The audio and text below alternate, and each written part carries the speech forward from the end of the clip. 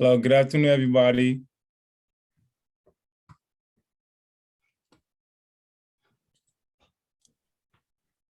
Oh, David, can you make Hannedi co-host as well? Sure.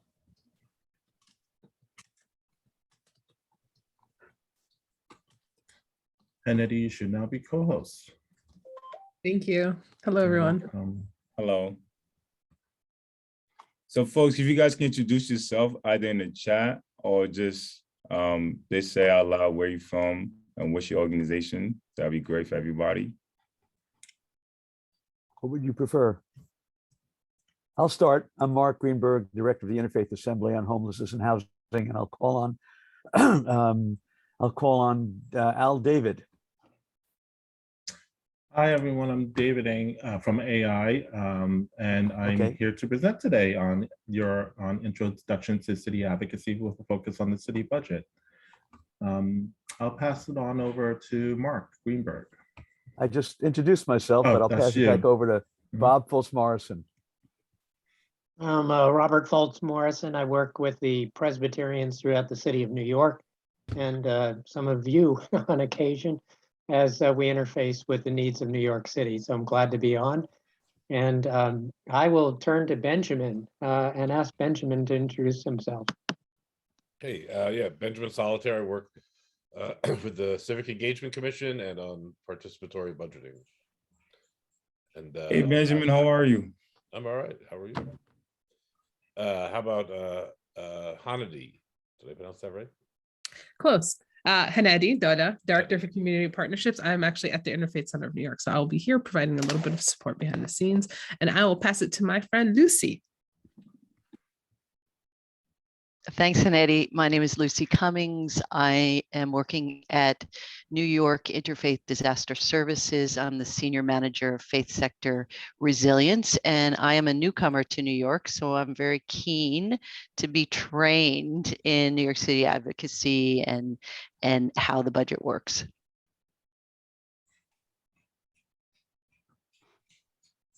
Sorry, I meant to choose someone. Mark Greenberg. I'm getting called on all the time. I'll call on Clyde Coomer. Thank you, though. Nice to be so popular. Hey, Clyde.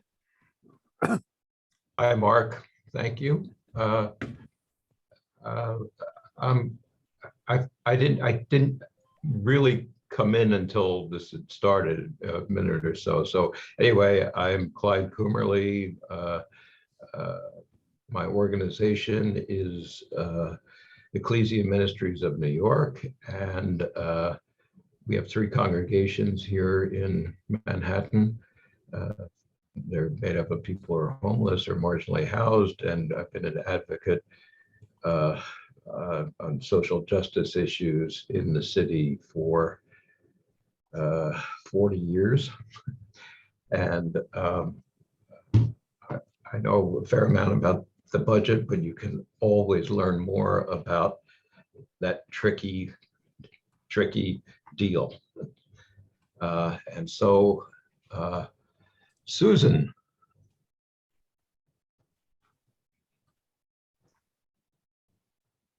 Susan, you're on, we can't hear you. Hi, everyone. My name is Susan Candio. I'm a part of a group called Sant'Egidio, which is an international group, and we do a lot of advocacy work with the poor, homeless and elderly, and other things too. But I want to focus on the homeless and the elderly in our city and how they're in such need, and there's such a disparity of things going on. We serve them, the homeless, with soup and sandwiches twice a week. And we're starting a shower installation in one of the churches. And we'd like to do more and see where is this money going? Because there's such great need, and there's such good people that are just lost and astray. And I know there are a lot of services for the homeless, but they're overwhelmed with the bureaucracy and the paperwork. I don't have to tell anybody this, but we're new to this, and we'd like to find out more about what's going on and how we can be part of it.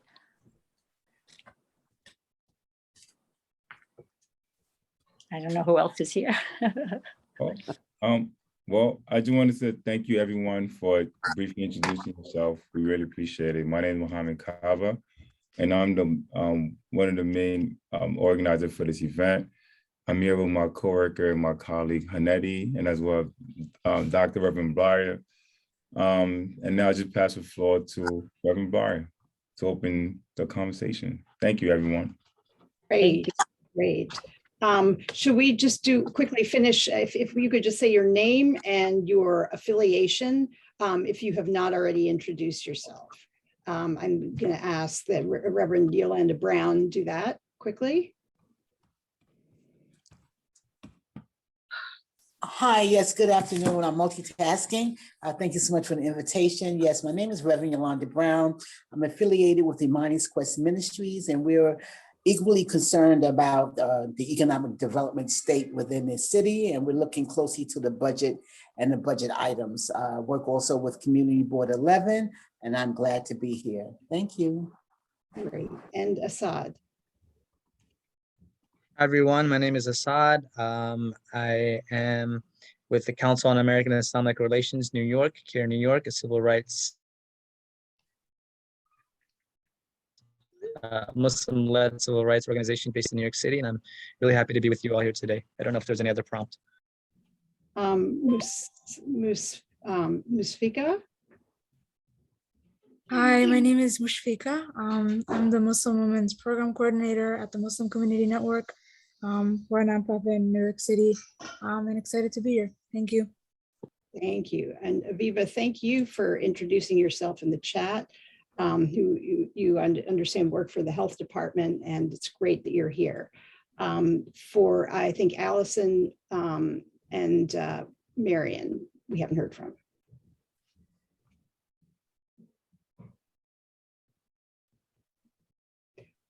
Okay, well, let's go ahead then. It is a great honor to be here. Part of the mission of the Interfaith Center of New York for the last 25 years has been to offer civics training for grassroots and diverse religious leaders, and also to bring together faith leaders to work on shared concerns. So it is a great honor that we're here partnering both with New York Speaks, that has been a supporter of this effort and is really trying to gather feedback from around the city to inform policy for this current administration. And we're thrilled also to be working with the Advocacy Institute, where we have been a member now for 2 years, and you all have provided just such a great resource for so many nonprofits and faith communities in the city to give us a kind of a map of New York politics, which definitely needs a map. So I think without further ado, maybe we turn it over to you, David, and then remembering that you'll be presenting for probably the next, 45, 50 minutes or so. We'll have a little time for questions, and then we'll do a breakout group where we can address some of these issues in more depth. Anything else we need to add before we hand the floor over to David? I'm sorry, I didn't, my mic wasn't working before when I joined a little bit late, but I just wanted to say hello. My name is Marie. I work for NYPD, and I found out about this through a work event. I work in community affairs, just working with different community partners and clergy to improve the relationship. So I just wanted to join the conversation and just to hear. Welcome, Marie. Hello, everybody.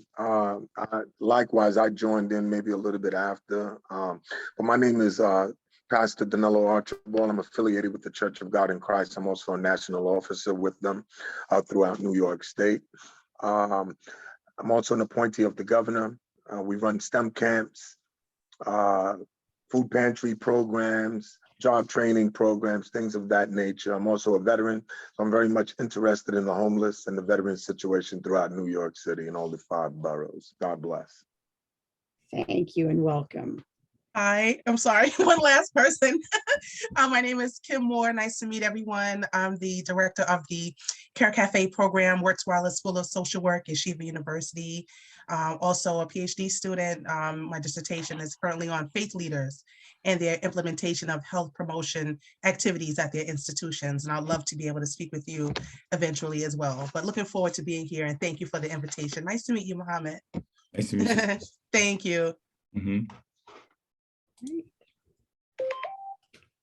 Well, with that, let's turn it over to David. Thank you, Chloe, and thank you, Mohammed. It's a pleasure to meet everyone. I'm going to share my screen real quick so I can share my presentation with you all. Just give me 1 second. Oh, and Marion is here from the New York City Housing Authority. We're so glad you're here, Marion. Marion Touré.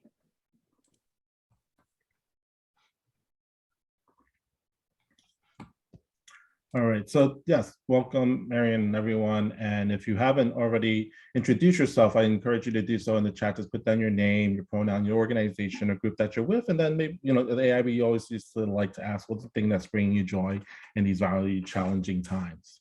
And so before we get started, just want to make sure we're all just centered and comfortable for the next 2 hours during the space. Make sure you get a beverage, take anything that you need to take notes with. I've sent around before this training a pre-survey, and so if you complete the pre and post survey, we'll also be able to send you the slide deck along with all the other different materials that we do have in this presentation. And if you haven't already completed the pre-survey, I will drop it into the chat, a quick link. It'll only take you a couple of minutes for you to complete. So again, if you've already completed the pre-survey, great. Just make sure you complete the post-survey afterwards. And if you didn't, I'm going to drop the pre-survey link right now in the chat.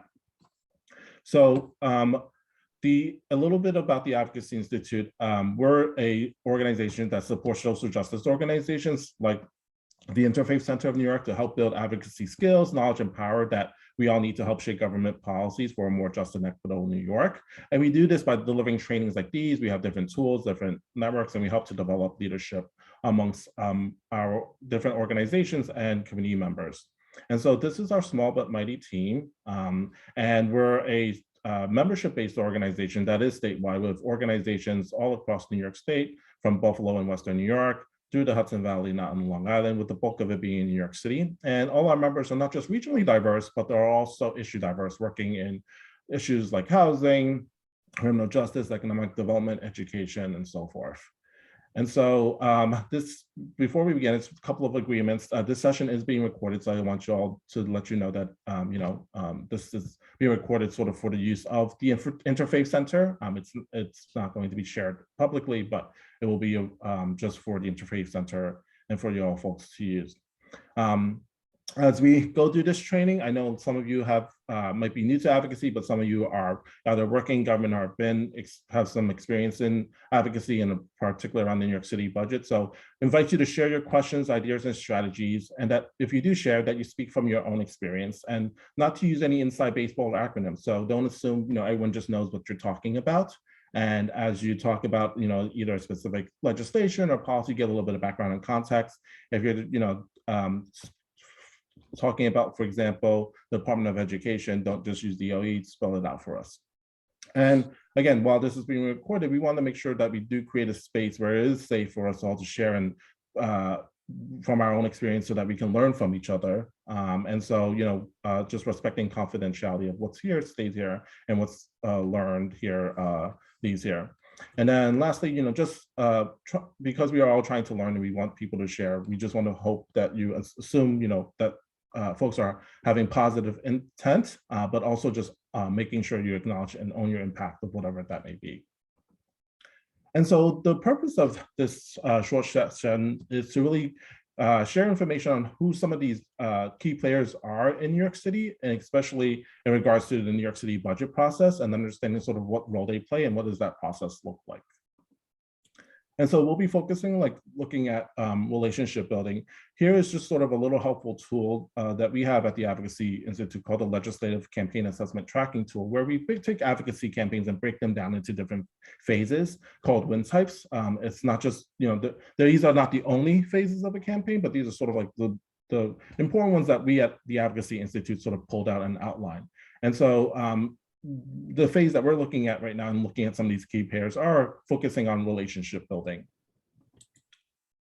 And so let's take a look at who are some of the key players in New York City government, and in particular around the budget process. So before we begin looking at the government, just looking at sort of like the New York City timeline of government, here's a little helpful tool that we have on sort of what happens in government throughout the year. Everything that you see in blue is related to legislation and policy, and everything in orange is related to finance and budget. And so in particular, we're looking at the budget cycle and doing budget advocacy. The budget season begins January 1 and ends June 30th, with hopefully being able to adopt an on-time budget by July 1.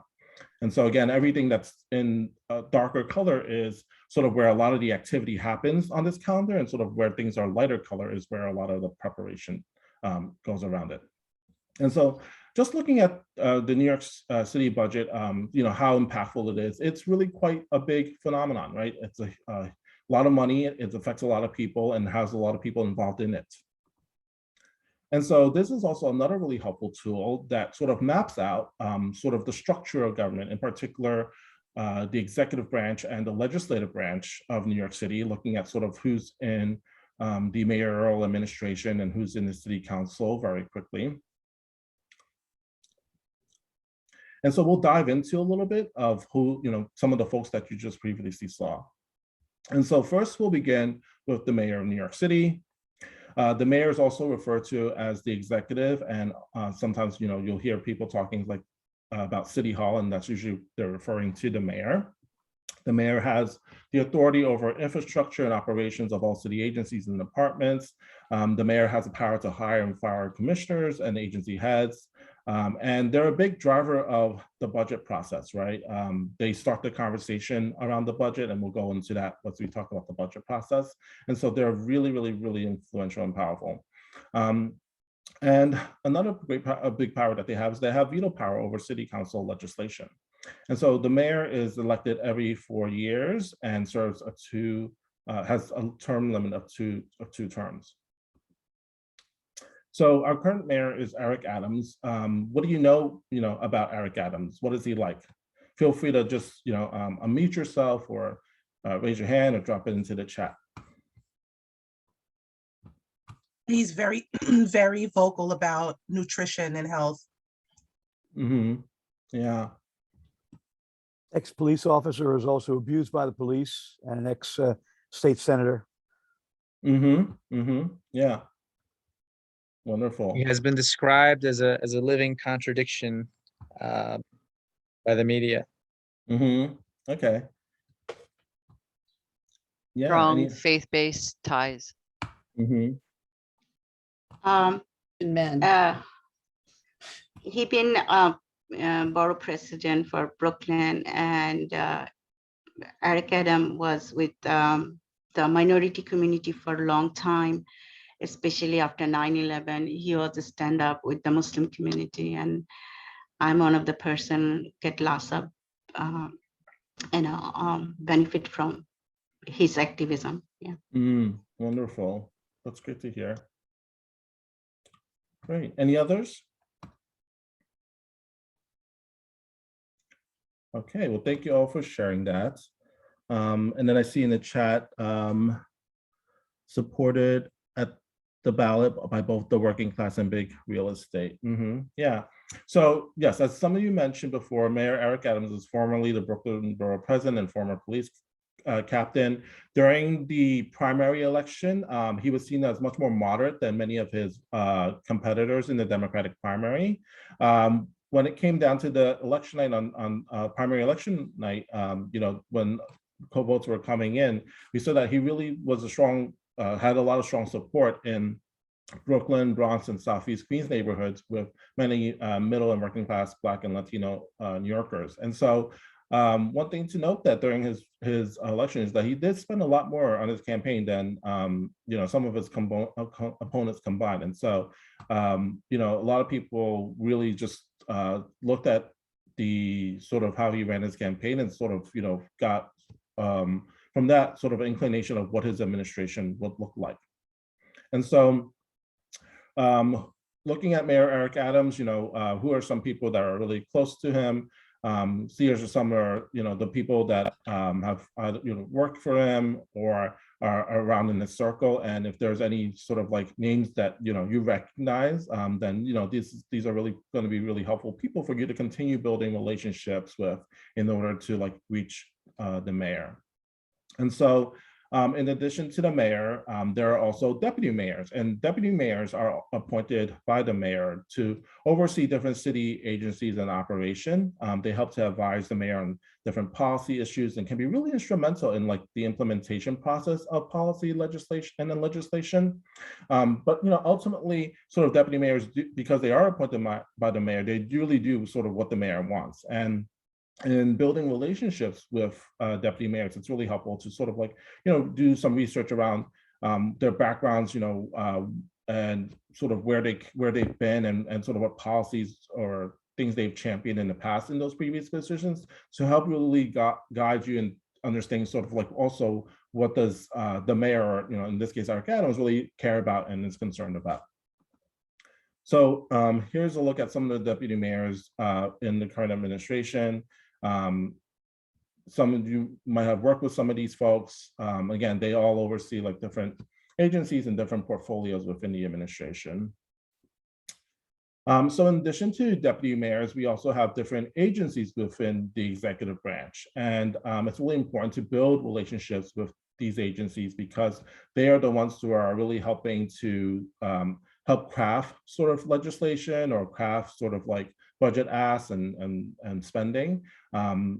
They are usually really helpful in identifying if there's any sort of like challenges to sort of our advocacy asks, right? Because they're the ones who are deeply involved in a lot of it.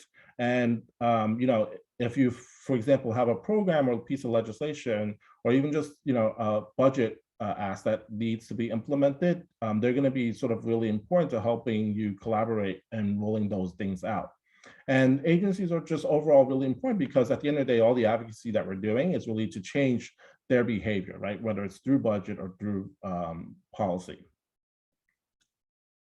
So here's, in addition to sort of the mayor's office, there are some other key city officials that are really also helpful to the conversation around budget. There's the public advocate, which is a citywide elected position, and the office of the public advocate is really to provide oversight and act as a watchdog for the city. Different public advocates have different relationships to different mayors, and sort of, depending on how much of a vocal voice they really want to be. But sort of the role of the public advocate is really to be more accessible to the community so that they give an extra sort of bully pulpit or an extra voice for New Yorkers to, be able to influence policy and legislation. And so with that, the public advocate does have the power to introduce legislation, and sort of, a lot of times they publish different reports or they, raise awareness on different issues to sort of help with different advocacy campaigns. In addition to the public advocate, there's also the city comptroller, and the city comptroller is sort of the chief financial officer for the city who oversees sort of how money is spent, and they look at different, they review different city contracts and they audit all the city agencies. Because we're talking about budget, all city funding goes through this office, and again, they have sort of an oversight or a role on all those different funding streams. And again, with any other elected official just as well, sort of what their relationship to the mayor also varies and depends sort of on how they want to collaborate or serve as an advocate.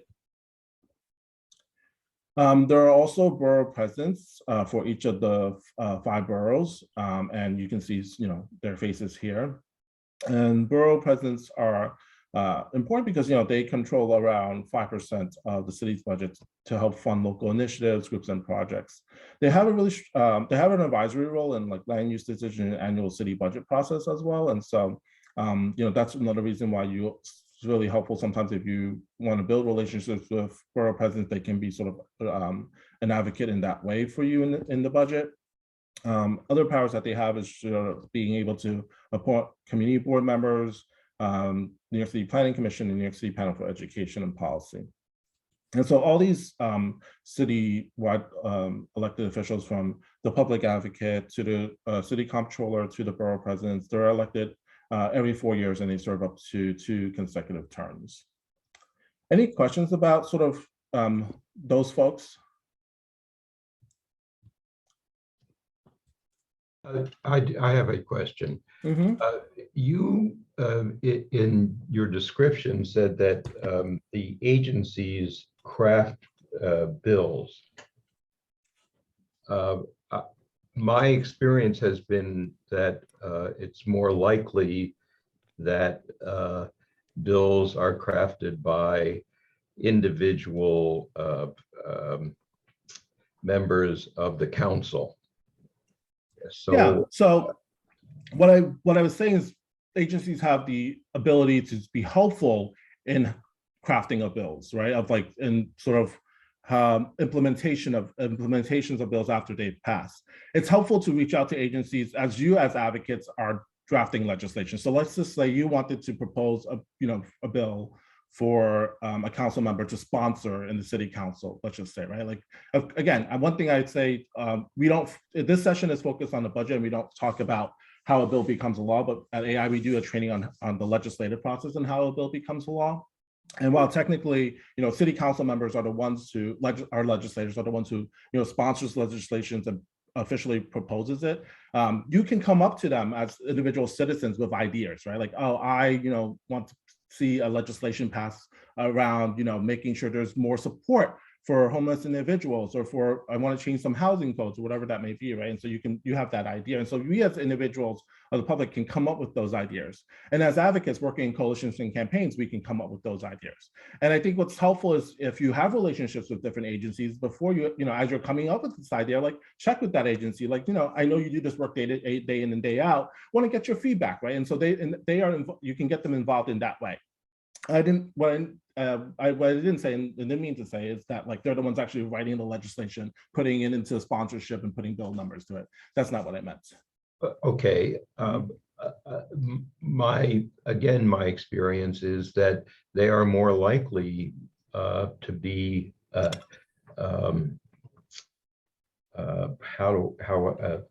not advocates, but rather present difficulties with regard to any particular bill, because that bill is almost certainly designed to change what already exists. In other words, something that they are administering.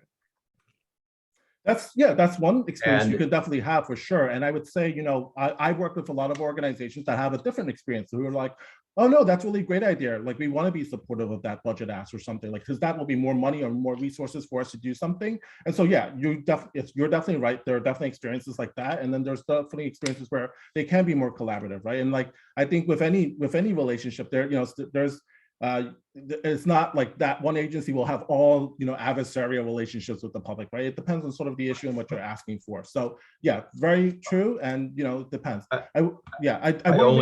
I only hold that out as being something that one wants to be very careful about. Right. In other words, if you open your hand too quickly, you may find yourself in deeper trouble than you might otherwise be. Yeah, thank you for that. I see a hand from Reverend Yolanda Brown. Hi, yes, thank you. I just wanted to add, during the budget process, while at the city level, it's January to June, the budget process is ongoing for many of the 59 community boards. And the community boards as an advocacy for their various districts, what we do, we also address our statement of district needs.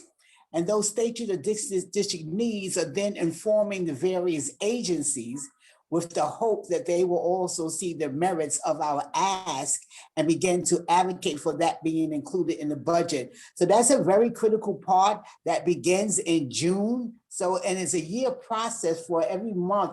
The community board, while in session, is addressing the statement of district needs to make sure that we're holding the agency accountable and that is also being included in the budget. So I just wanted to add that to the presentation. Yeah, and we haven't actually touched the budget timeline yet, but we will be. And so, yeah, if you remember when I shared earlier, budget advocacy is year-round, right? There is no stop to it.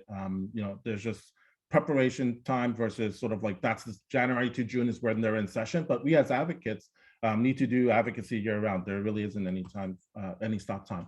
Great. Lucy Cummings, I see your hand. You have a question? Yeah, I think many of us on the call work with Pastor Gil Monrose, and he's the head of the Office of Faith-Based and Community Partnerships. And I'm just wondering if that type of role has, whether or not we should be reaching out to him on any kind of budget advocacy, or if there are any formal roles for those positions with related to budget advocacy.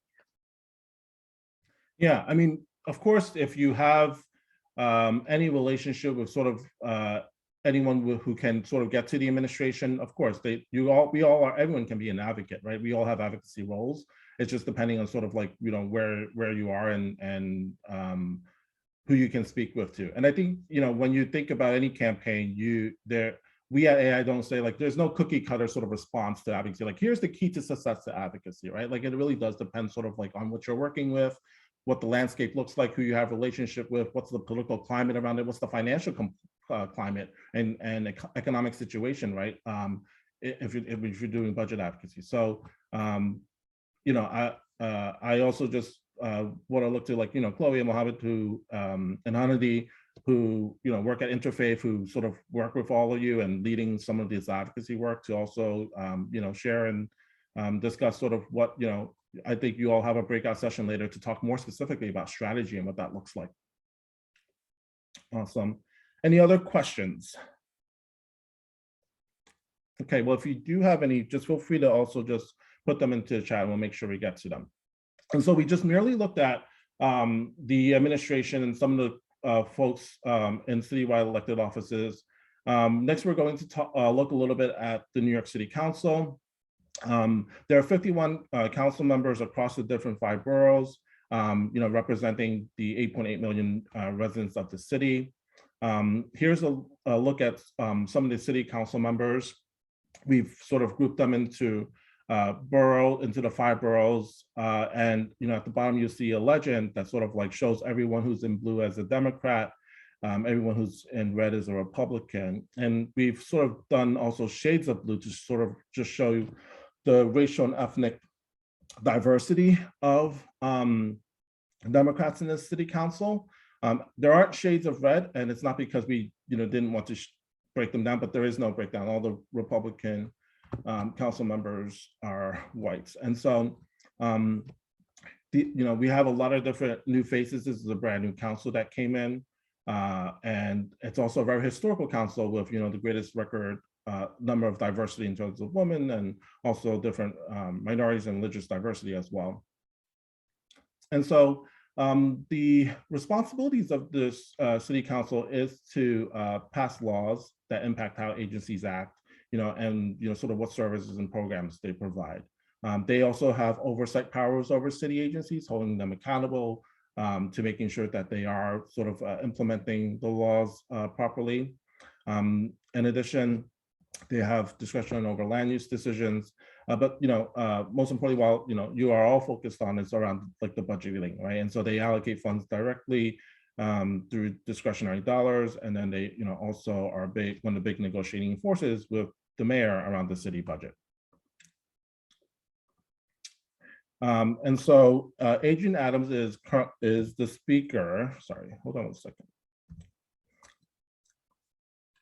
So the Speaker of the Council, our current New York City Council Speaker is Adrian Adams. The Speaker of the Council is sort of the leader of the New York City Council. And so while there are 51 members, they sort of get together and elect one person to lead them. And that person is called the Speaker. And the Speaker sets the agenda for stated meetings of the City Council, where sort of council members come together and they meet and they vote on bills. They have a lot of power over the budgeting process because they're the ones who controls a lot of the discretionary funding. and also, is a big leader in the budget negotiations. They make different committee assignments and appoints central staff who sort of supports these committees. And, again, the relationship of every speaker also varies with the mayor, depending on who the speaker is and who the mayor is. And so our current New York City Council speaker is Adrienne Adams. And I don't know if anyone in the space has worked with Adrienne Adams or can share what you know about Adrienne Adams.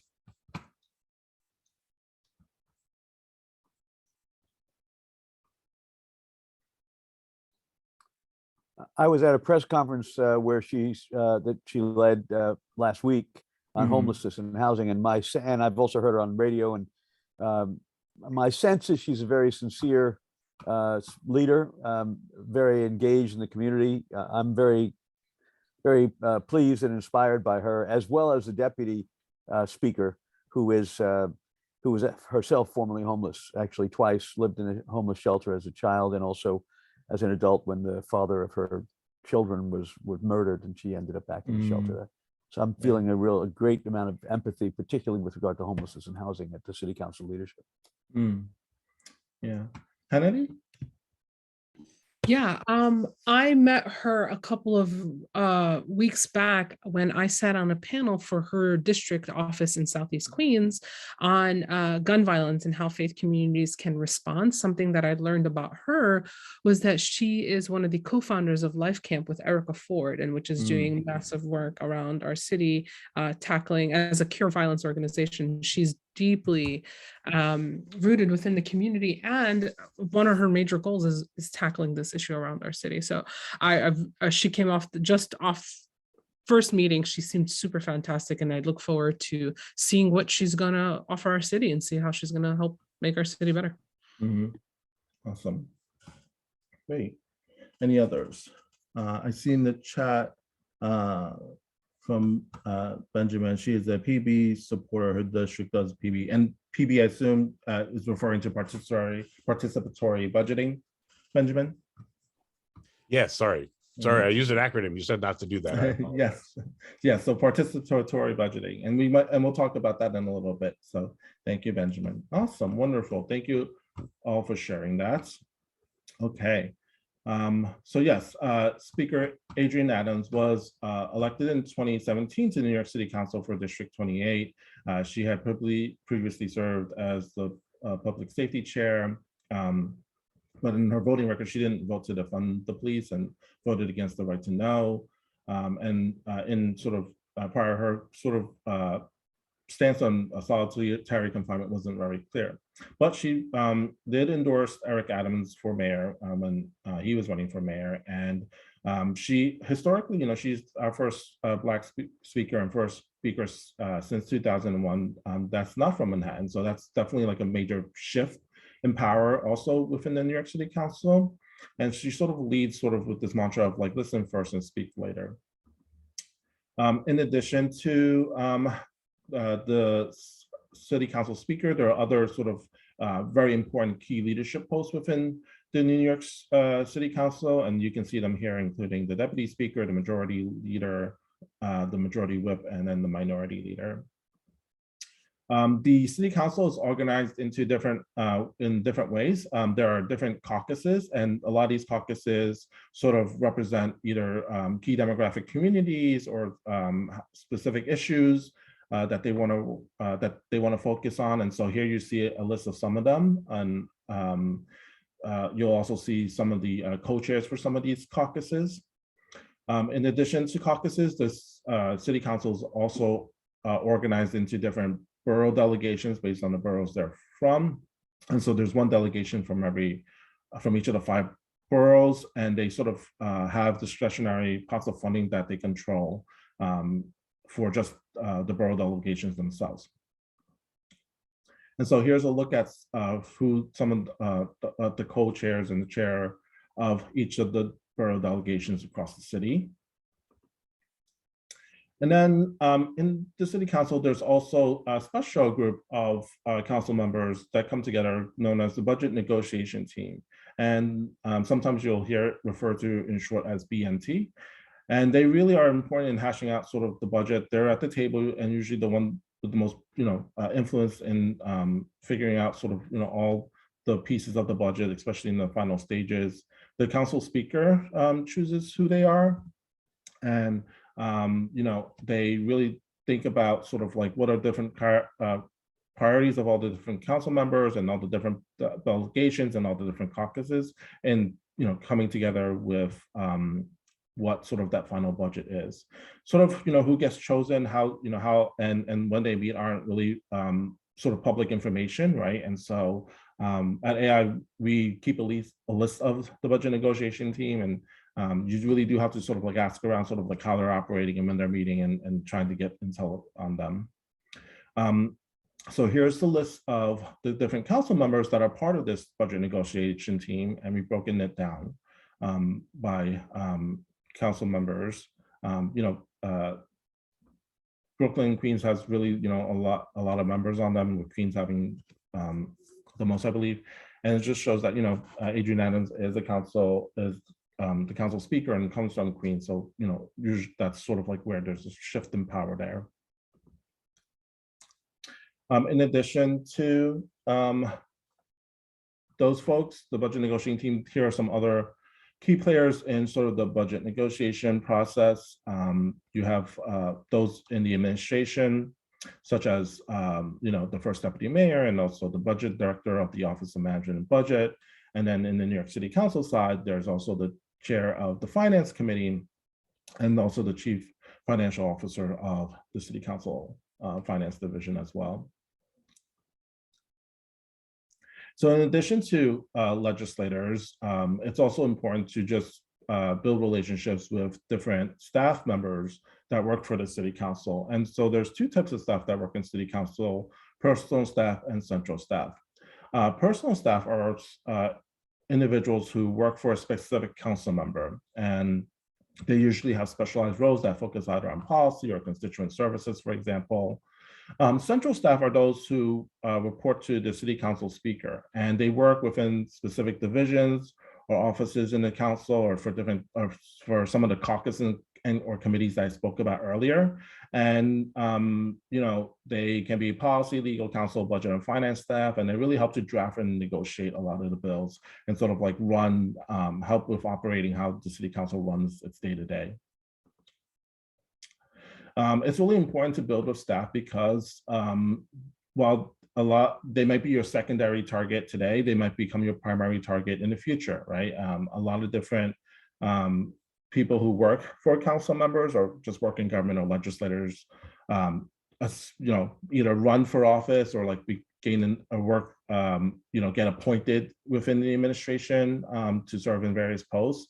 And so, building relationships with them now sort of gives you sort of a long-term strategy of like, when they do go into those different positions, you've already sort of have a foundation to, have conversations with them.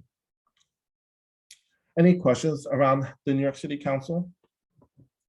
I just wanted to mention that one of the young men who was staff for Bill de Blasio now was elected to council. So it's good to maintain good relations with whoever you meet on the steps of City Hall or any place in that general vicinity. And he turns out to be very knowledgeable.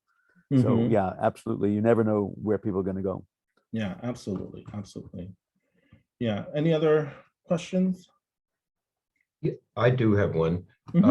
The council membership on for the budget negotiation committee, is that based on the population in each of the boroughs? No, it's just chosen by the council speaker. So the council speaker can choose whoever they want to be in the budget negotiation team. Yep. Yeah.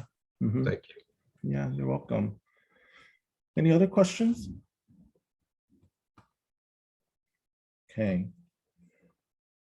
All right, so looking now at the New York City budget process itself, and again, this is where we're going to focus a little bit more in detail around the timeline and sort of like what are all the different things that are happening. And so obviously, like I said, the New York City budget is extremely, big and influential. And we want to talk through what are some strategies that you want to think about in terms of budget advocacy, right? And so, you know, someone had a question earlier around whether, you know, how different people who are probably either serving in some sort of volunteer capacity or advisory capacity in government, would they be really helpful? And yeah, it's definitely one of the things that you want to consider in terms of, like, you know, your relationships to key players in the process, right? Although, you know, we have a primary target, you want to think about secondary target or tertiary target, right? Again, I wish I knew President Obama, like right off the bat, where I can call up his cell phone and like, let's have coffee, but that's not going to be the case, right? And so, but maybe I know like somebody who knows somebody who knows somebody who knows somebody, and eventually lead up to that person, right? And so, yes, any relationship that you do have, you want to be able to, like, you know, think about that. It's really important, you know, also to just think about, and especially with budget advocacy, sort of what the landscape is, right? The economic situation. You know, I remember back, you know, in 2010 doing advocacy when it was the sort of the recession times, right? The Great Recession, and sort of like the conversations of like, you know, having limited resources coming from not only revenue, but also from funding from state and federal government coming into the city, right? So just understanding sort of what that looks like. And even during the pandemic, there was, you know, some questions around sort of revenue and things like that. It's also important to think about timing, where you are in that circle, that orange and blue circle that I showed earlier to you, right? If there's only 2 more weeks left until the budget's adopted, maybe right now it's not the best time to try to start off a new budget ask, right? Instead, maybe thinking about, you know, figuring out how we can do that for next year. And then, you know, just making sure that you also understand sort of like, you know, what you really want and how much it would cost, and, you know, understanding sort of the realities, not only political, economically, but also politically. What, you know, is there a will behind this, right? Like what does the public, or what is, you know, the mayor's office, or, you know, different council members really care about, right? I mean, you know, during the pandemic, you know, really everyone was really focusing on providing programs to like addressing health concerns and, you know, addressing sort of like issues around the pandemic. So if you're working on something completely outside of that, maybe, you know, you don't want to be completely tone deaf and just keep on pushing, right? But instead, maybe you want to think about sort of how that relates to sort of the importance of the pandemic. And then this is, again, the look at the timeline of New York City government. Right now, we're currently in the end of April, heading into May. And again, while you know, the budget season officially starts January to June, again, advocacy does happen year round, and we'll look at some of those key points. So here's a look more deeply into the timeline of New York City budget. I'm going to just go very high profile, and I know a lot of you work in like different capacities, either as like volunteers through different advisory agencies, on community boards, on borough boards, or whatever, you know, community groups. So, you know, again, there's a whole bunch of process around that as well, but I'm focusing just on like very, you know, top level, city level. And so, you know, again, the sort of budget cycle does start off early in January, and usually that starts off again with the mayor driving behind it. And the reason that we said the mayor drives sort of the budget process is because he releases something called a preliminary budget that sort of outlines sort of from the mayor what they would like to see in the upcoming budget. So, you know, they start off the conversation like this is these, you know, what's outlined there started the starting points. You know, after that, of course, you know, different borough presidents, the community boards, they all of course interact, and they, you know, go through everything, they make recommendations. But at the same time, while all this is happening, you know, if those of you who are involved in state level advocacy or state government know that like there's a state budget that's being completed, right? And we just saw earlier this month a completion of a state budget. And so obviously with the city gets a lot of funding from the state as well. So as that state budget does get finalized, and, you know, we know for certain what's coming down from the state government, then the city, the mayor in particular, then revises sort of that budget sort of outlook based on what's coming down, and that puts out the executive budget. And so with the executive budget, the being released, the city council will be holding then a bunch of hearings around the executive budget. I believe there's one, is it the first city council finance hearing on the executive budget? I believe it's like either the first week or second week of May. That's already been scheduled, and you can go on the New York City Council website calendar to see the list of those hearings and register to testify in person or submit written testimony. Once those councils host those hearings, they will then take all that information from all the people that testified, business leaders, labor leaders, faith leaders, community advocates, different agencies, commissioners, and then be able to then formulate sort of like their own sort of opinion of what is necessary and sort of negotiate back with the mayor in terms of figuring out a final budget that is then adopted July 1. And so this is very high level. And again, you can see, more of the detailed pieces in this timeline. And, when we at AI do trainings on budgets, we actually spend like almost a good half a day on just looking at the budget in more detail. So there are many ways to do budget advocacy. It's not just about getting, discretionary dollars, which are like dollars for from council members to your organization. It can be just, also just focusing on getting larger funding, and then you have a strategy. You have to figure out what's your strategy with the administration and council. A lot of times we get pushback from governments around like, oh, there's not, it's a really challenging financial year. There's revenue isn't that great, but we at AI say that there's always way. If there's a political will, there's a way, right? And it's about figuring out what's priority for government. Where do they want to focus their resources in? So ways that you can impact spending is, of course, you can get more funding for sort of your organization or your campaign that you're working with, right? And you can do that, get by building different relationships with different council members. This is usually how a lot of times you sort of start off working with council members. It's just introducing your organization or your community group to them, right? But in addition to just getting funding for your organization, you can also, again, do systemic budget advocacy, in which you're advocating around like, funding for different agencies, for different programs, or getting different projects for the community.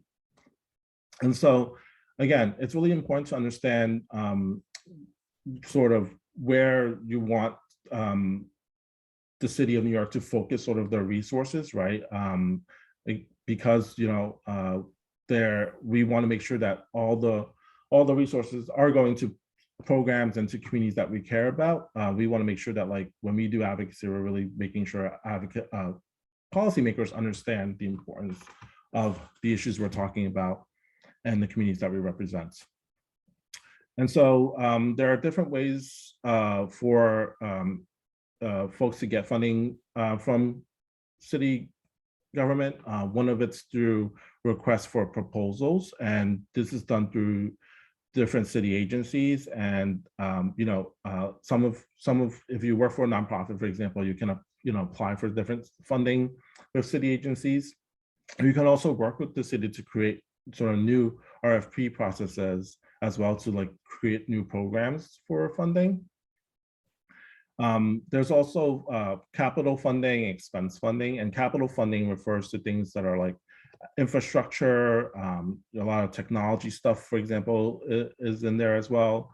And then expense funding usually is around sort of like programming and different, sort of events or resources that you have in different organizations. And so for discretionary funding, it's less than actually 1% of the budget. It's a very small pot. And if you were an organization that was looking to apply for discretionary funding for this year, there was a deadline to apply by February 22nd. So usually for folks who are interested in applying for discretionary funding, I advise them be on lookout for the application process that usually begins early in January, right? That's when they put out the application process, and you have to quickly go through that because the deadline to apply is very early on in the year. And so there are different areas where you can get discretionary funding, through member items, through participatory budgeting, which somebody had mentioned earlier, and that participatory budget is sort of where each of the council members that choose to participate in this program sort of does a thing where they ask community members sort of where they would like to see money goes into for different capital investments or different expense program investments. There are also citywide initiatives that are sort of more programmatic that covers the entire city. The speaker also has a funding pot. And I mentioned earlier that, borough delegations and caucuses themselves also have sort of funding as well that you can apply for. So went through it very quick because we only have an hour for this presentation, but I wanted to see, before we hop off, if there's any questions around not just the city budget process, but just anything I talked about in this past hour. I was just wondering if you were clarifying the difference between a budget, a capital budget and an expense budget. I may have missed that. Yeah, so capital refers to sort of everything that's infrastructure, like like what I call like hardware, right? So technology. So like if, for example, if you're building like a community center or senior center, doing repairs to a roof, to a facility, right? That's sort of like the capital funding. Or housing or schools or things like that. Yeah. Correct. And then expenses around more programmatic things like, an after school program, a senior Meals on Wheels program and as such. The cost of the budget for this year is actually not the capital, but the financing of the borrowing. So if we're spending, the mayor committed $5 billion for housing. It's not $5 billion out of this year's budget. It's what it's going to cost to borrow the money, the financing on the $5 billion. So it's a different way of looking at the budget. Mm-hmm. I see a question from Lucy. Are there any rules for discretionary funding allocation? Does each pot of money have different rules? There are different rules, and there's like an entire handbook on discretionary funding, Lucy. And so if you email me later, I can share David, that with you. I'm sorry not to interrupt you, but we have somebody from New York City Commission on Engagement, NYC CEC. They particularly focus on discretionary funding, so they might be able to help answer that question as well. Okay. Yeah. I'm not sure if they're still on. They left. Okay, so I think they left, David. But okay, right. Yeah. Well, again, Mohammed can connect you to them, but if not, feel free to also reach out to me as well. Can I also ask a question? Yeah, go ahead. It's just that, in the application for discretionary, it tells you to check off members, council members that or caucuses that And my question is, why do they do that? Like what do those check marks mean? Like once you've made them? Yeah, so it's more of getting who else are you asking for, right? Or who else are you reaching out to about this funding, right? And of course, council members don't act in a vacuum. If you look at sort of how the budget gets done, especially around discretionary funding, council members talk to each other, right? And because they, like I said, discretionary funding is just a very small sliver. They want to be as efficient as possible with their funding, right? And so, they sometimes like, if you're, we don't just operate in council districts, like we serve people all across the city, right? And so a lot of times we'd like to know, like, oh, are there any other colleagues already funding this organization? Or like, do you want to pull together funding to work together for a specific thing, right? Like, for example, you might have it asked for like 5 million for some program, but that council member might not have 5 million to get to you, right? And so maybe they can work with another council member, like, can you do 2.5 and I'll do 2.5, and that way they'll have their 5 million, right? So it's very complex, but the reason that they ask that is because they would like to know, like, who else are you talking to and who else are you applying to, so that they know a better sense of like how they want to allocate out the money. That's a very short general response. There's a lot more to it than that, and but that's sort of like the general gist of it. Does that answer your question? Do you have further? I guess there's a question of like strategically from the perspective of an organization applying, what should you check off? Like, I get that on the other end of that application, people are looking at the application and saying, oh, do you want this one or do you want that one? But is there something strategic that an organization that is applying should be thinking when they're deciding who to check? For sure. I mean, this is where at AI we do strategic consulting individually for our organizations. When members talk to AI about sort of like their discretionary funding application for the year, you have to look at a couple of things. I think one is, who do you obviously serve, right? Which districts you serve, but also like, who do you have relationships with? And then also, who are you looking to build new relationships with, right? And so, sometimes I think a common question I get a lot asked is, should I click everyone, right? And I said, well, depends on what your goals are, right? Like, if your goal is to really like truly talk to all of these folks and like get them all to work together to fund something of yours, then yes, you can click everyone and meet with all of them. But if you're clicking everyone just for the sake of like asking everyone without some strategy behind it, it might not work to your advantage.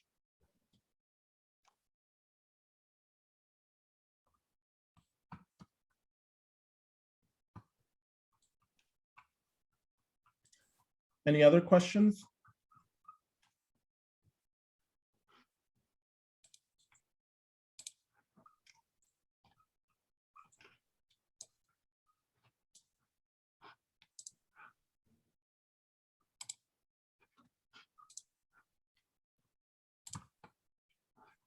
Okay, well, if not, I'm still going to be here if you do have questions later on. I'm going to make sure I looked in the chat to see if there's any other questions. But if not, if you can, I'm going to drop a link to our post surveys to make sure that you all complete, so that we have your email addresses, so that I can send the slide deck along with all the different diagrams that we had during this presentation to you all. David, I just want to say, go ahead. I'm sorry. I just wanted to say that was an awesome presentation, very informative, right on the spot, and thank you. You're welcome. Really glad that. I wanted to mention, in terms of advocacy, I know we're talking about with member items, you're looking for to advocate for funding for your own organization, but then of course we're also talking about advocating for larger policies. And I find it's helpful in homelessness and housing.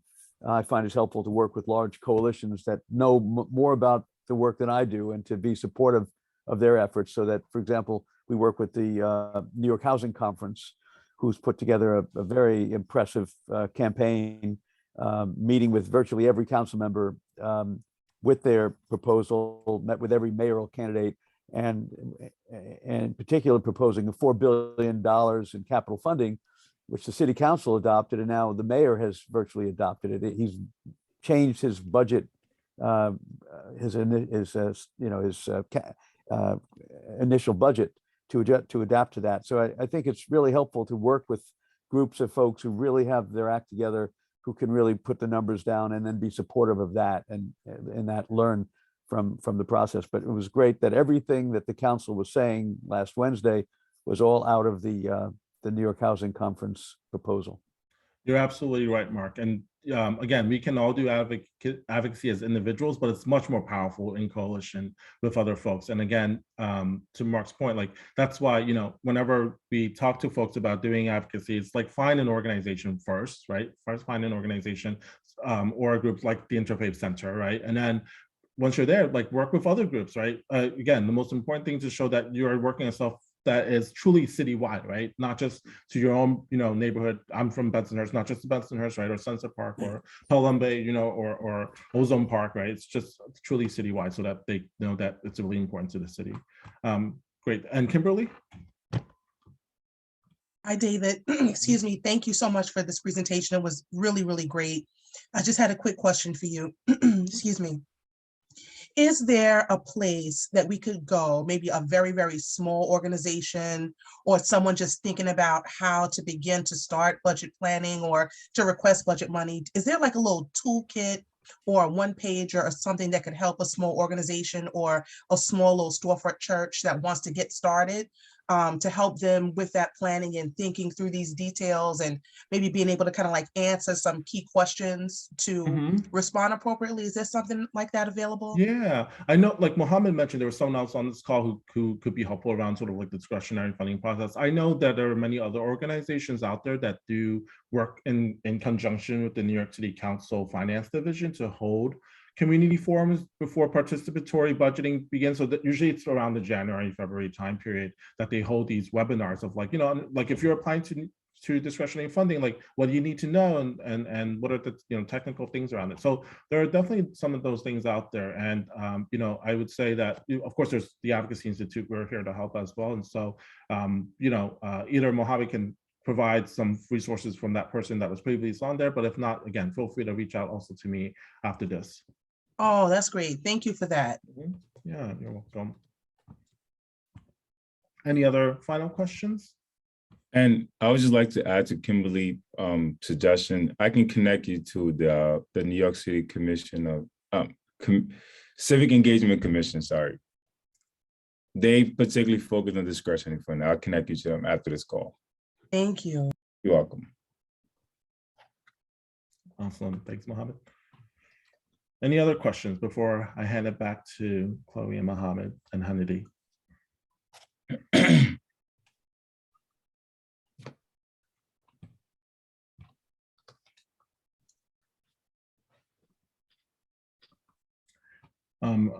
Chris, I think you had a question for me.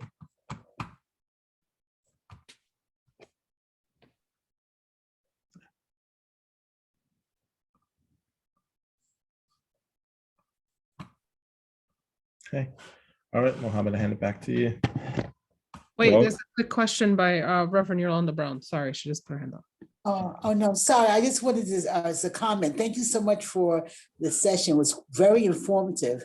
And I believe that we have, a lot to take in, and it helps us in our direction and moving forward. So thank you again for the organization and for the presenter. You're welcome. Thank you. And again, I'm going to drop into the chat again to please complete that poll survey so that I can get this presentation slides and then all the different diagrams to you all.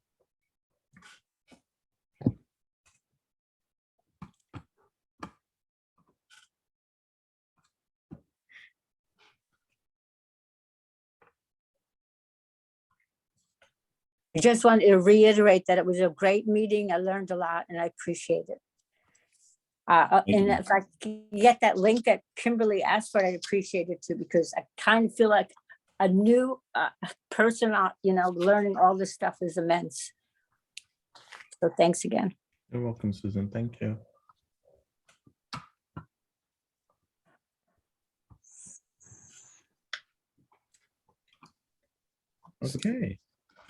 Okay. Great, Mohammed. So thank you, David. Mohammed, back to you.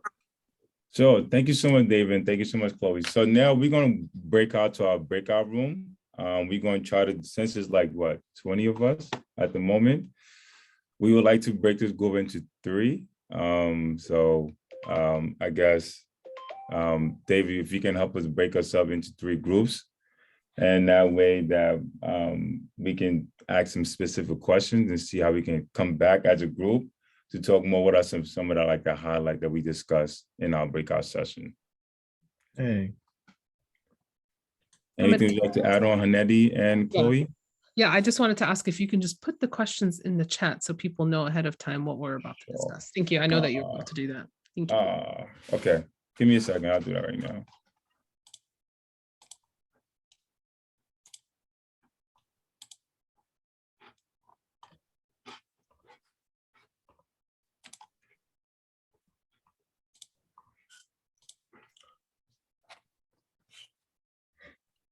And then while Mohammed is doing that, I'm sorry, David, I just wanted to say that the purpose of these breakout rooms are for each of you to sort of think about how to address certain issues, or how are you or knowing any organizations within your community that are doing similar to these things, and what are the concerns and how would ideally be approached. So just thinking about that from your point of view is sort of what the intent of these breakout rooms are. And just to let you know, whoever is leading the breakout room in your session will be also recording that session.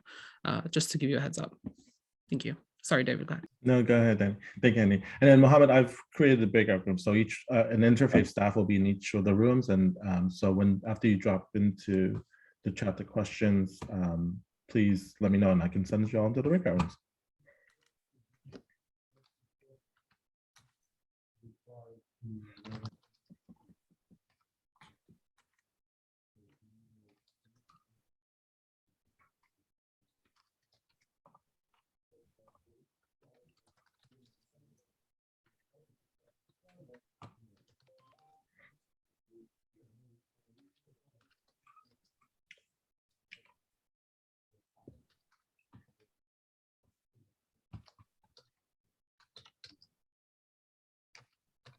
And while we wait, again, if you can all complete that post survey for me, that would be really great. I'm shamelessly making multiple plugs, but it will really help me to get the information over to you.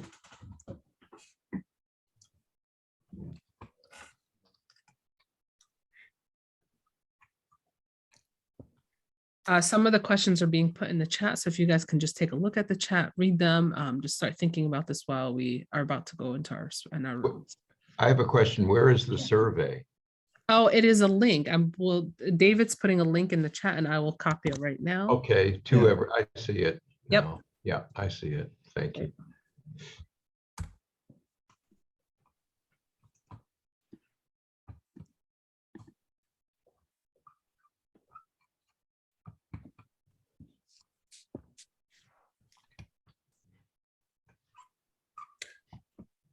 Are we ready, Mohammed? Almost, yeah. Okay. Give me like 1 more minute. Sure.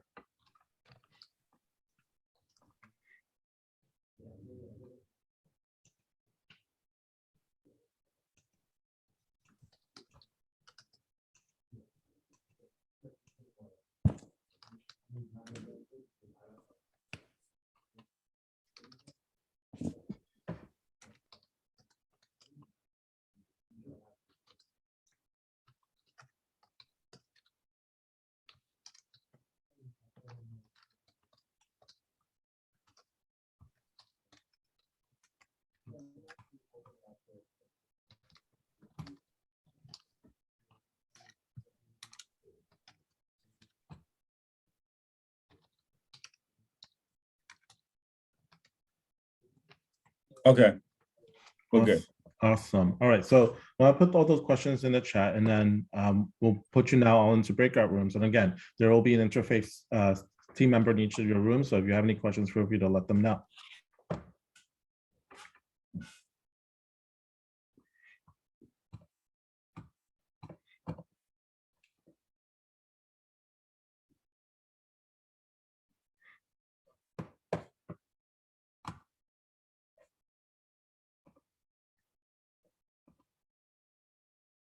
Yeah. Yes. I read them. Questions? Well,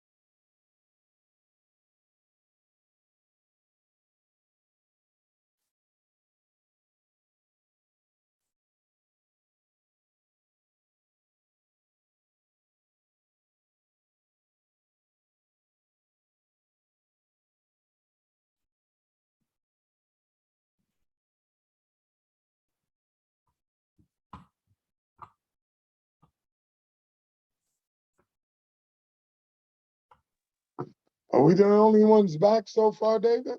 I think so. I think the other rooms are still finishing up. Okay. But awesome presentation, David. And I sent you in the chat, I sent you my email so that you can send me the presentation. Okay, did you complete the post survey? Where?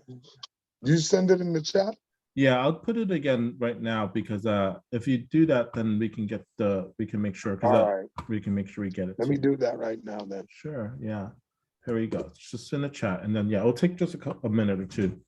Yeah, David, did you get mine? I sent it. I didn't answer all the questions though. I just quickly did the top. Did you get it?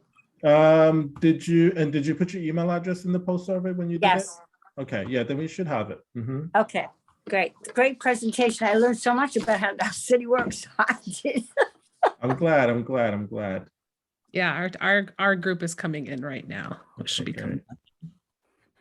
Great session.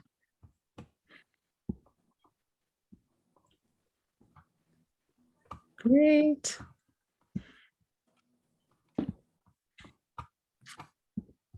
I think Mohammed went to go get Reverend Chloe's room as well. Okay, yeah.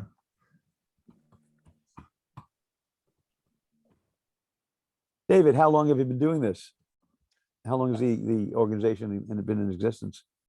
Oh, the organization's been around for a long time. I want to say probably before 2000 and around 2008, 2009, which is relatively young by nonprofit standards, but it's been around for a little bit. But I've been working in community organizing and in state government for over 10 years now, which again pales in comparison to some folks, but yeah. Well, it's okay. Who do you work with at the state? I've worked for the state senate and the state assembly. So I was the chief of staff to an assemblywoman out in Queens, and then for the state senate, I worked for central staff. So I worked for the leader and different committees. In the assembly, you're saying? In the senate, and then for the assembly, Senate. I worked for a specific assembly member. Who was the leader in the Senate when you were staff? I went through several. I went through John Sampson and Andrea Stewart Cousins. Very good. Yeah, I like Andrea Stewart Cousins. I think she's real. Yeah. And I very mean, compared effective. to her predecessors, it's the drastic improvement. Oh, yeah, absolutely. Hi, David. What your first name is L, right? A-L, then Oh no, dash. that's just AI, the organization I'm with. My name is David. It stands for AI, Advocacy Institute. I think we are all back from the breakout room, right? I believe so, Mohammed. Everybody's here now. Okay. David, I just completed the survey. All right, wonderful. Thank you. Thank you. Thank you. So I guess from this section, we have about like 10 minutes, and we wanted to just open this floor up to see if folks want to talk about any of the major things that we talked about. So we can just hear just a theme of what was discussed. And yeah, so whoever would like to share that from each room, that'll be great. So anybody would like to start? Go ahead. All right, I'll start. Go ahead. So Like a quick recap. Say that again. A quick recap of what we discussed. You got it. So in my group, it was Muhammad, myself, Pastor Danilo, and Susan. And in our little group here, it was very informative. Muhammad had knowledge and how we should actually shift things and put them in motion. We talked about programs for the homeless on these apps that might or eventually come to fruition, after school programs for kids in school relevant to STEM, homes for the homeless, right? Mental health programs, mental health advocacy, things of that nature for them. Real job training for these guys who are homeless. A lot of them who are veterans. I'm a veteran myself. So these things are close and dear to all of our hearts, I know, to some degree. So this is really what we talked about in our small group, and it was awesome, awesome. Thank you so much. Anyone else? From another group? Would my group like to go? We spoke about the role of partnership We spoke about the strategic planning and the value and the beauty that of community, the value, beauty, and expertise of our community members. We spoke about the role of trust and how it's important for us to kind of put trust at the forefront of any approach that we have. We talked about kind of pulling from each other's strengths. We talked about follow through. And we talked about the importance of staying focused on one agenda. And Mark kind of definitely brought us together by saying, what did you say, Mark, about values? We focus on the values. We come together on the values, not the issues. Yeah, so the values unite people and issues can divide people. So it's important to remember what our values are and what we share, and then work together to try to come up with a way to respond to those values. And then Marie kindly talked to us about kind of the services available with NYPD in terms of supporting gun violence and just how folks have been, struggling for a long time, and kind of, we want to do our best to be sensitive to their needs, but also to help empower them to participate civically as they can, and just taking one thing at a time. And it was a wonderful discussion. Thank you. Anyone from Reverend Bard group?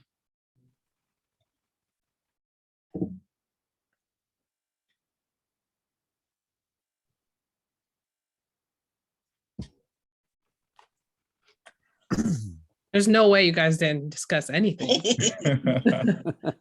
Don't be shy. Oh, we should be talk about it, or I thought Dr. Cody already has our note. Okay. Why don't you go ahead and just give a summary? Okay.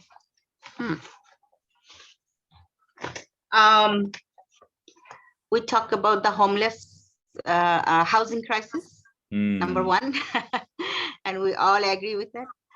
And we also talk about that the housing crisis, because of the housing crisis, there is more challenges coming to our community. And then that's the one is like a mental health, job. And also we brought in one issue, that's the immigration. So immigration is because of, since our past president, Donald Trump, immigration, all the documents is locked in a backlog. And that's why a large number of immigrants, they cannot have access to all the city and other, benefit. And that's and also it's affecting their family, their mental health, housing, every single thing. So that's the one we need to be really focused on and make sure, And also there is another issue we brought, that one is the environment. Since last for a couple of years, and our environment, because we're so much focusing inside, we're not that much in the outside, so our outside environment is really polluted. So for as an example, when you go walk outside, like you can see everywhere plastic, you can see all this, not clean, and the water, they're not clean. And even though if you walk, you can just see all this plastic, move one of the plastic, you can see underneath the plastic, so many life is like stopping to life to come out. So that's one big issue. And also I live in Staten Island, that's the one I brought it, that we have the waterland, and that land has been covered by the, and they're building BJ and other shopping mall, and our north side is flooding. It's like a little rain, you can see the flood, the houses are affecting. So all this these things is we also talk about few other. I think my more partner can talk about it. What do we talk about? Yeah, and and school, right? We talk about school, right? Can you? The over kind of like the focus in East Harlem of institutions that are supposed to serve people, but they're not doing a really good job. The continued dropping off of just dumping people, I think was the word that happened, used on 125th and either Lennox or what have you, and the lack of resources. And this sort of word that was used was oversaturation. Then also the fact that back in the 80s, when the first huge wave of homelessness was dealt with by beds in churches and houses of worship, and that program then died. And the question is, how do you get it back? And how do you overcome the red tape, the resistance to it? Because right now it seems like, despite what the mayor says, what's actually happening is that people are brought off the subways and sent to congregate shelters like they always have, that have been completely inadequate, and people end up on the street. So all the promises have not yet come to fruition on that front. That was my other addition to what you were saying, Shahana. Thank you so much. Any other thoughts? Any other final thoughts? And I think we also mentioned on the app, there should be a church bed or faith house bed, right? We kind of talk about this issue, and yeah, it's very difficult to have faith houses to give the facility to the community for homelessness and other, because there is so many regulations, they cannot follow that. And that, mostly the masjids are, they don't have full-time, or they don't have everybody doing the volunteer. So they don't want to go bother all this paperwork and other, yeah. I just want to suggest that it would be great to have everyone's email, because it's been a great group and it'd be good to be able to stay in touch. Sure. So maybe let Mohammed know if you do not want your email shared, and it'll be on us to share it. Okay, great. Not the people who want it shared, yeah. Do you want us to put it in the chat, or will it just be shared after the session? It can be shared after the session, but if you don't want me to share your email, you can just say, I don't want my email to be shared. Okay. But you have everyone's email since you. Yes, I do. So I will definitely send out a thank you email after this. just let us know if someone doesn't want to be shared. So Mohammed, where I can get this record, because I really like all the information and the slideshow. I missed many. I tried to take the screenshot, but I couldn't. Well, we have David online. He can definitely help you with that, with the slides. I think if you fill out the survey, they normally send out I did fill out it. I fill it out. You have to fill out a first survey and then the second survey. Maybe David, if you could face both survey links back into the thank you. Yeah, so I just put it again, Shauna. So if you fill out that survey, we'll make sure to send that to you. Yeah, I did as well. I got a very high completion rate, so I assumed everyone filled it out. It looks like we got almost 15 people. I didn't fill it out. You didn't fill it out? Well, so don't tell me that, so that as long as you fill out the post survey, we'll get it to you. Don't tell me that. All right. There is two, right? One is post survey. Yeah, but the pre-survey is a little bit mute now, because obviously we're done with the training. So we just want to get your feedback on how it went for you and how it changed. So just completing out the post survey. Yeah, I did the post one. Okay, great, wonderful. As long as you do the post, then you're all set. So could you put the post one? Where is the post one? I'll drop it again into the chat. Okay, thanks. All right, thank you. And with that being said, I'll pass the mic over to Reverend Barr to, I guess, close us off. Well, thank you all so much. Again, on behalf of the Interfaith Center of New York, New York Speaks, and our partner, the Advocacy Institute, thank you for joining us this afternoon. Thank you to Mohammed Kaba, our Racial Justice Fellow, who helped to organize this, to Hanedi, and to all of you who made it happen. So thank you, and to David as well, obviously. Okay, well, we'll be in touch, and we appreciate your time. Everybody have a nice holiday. Enjoy our Eid. Enjoy. Thank you all very much. All right. Thank you. Thank you. Thank you. Bye. Bye.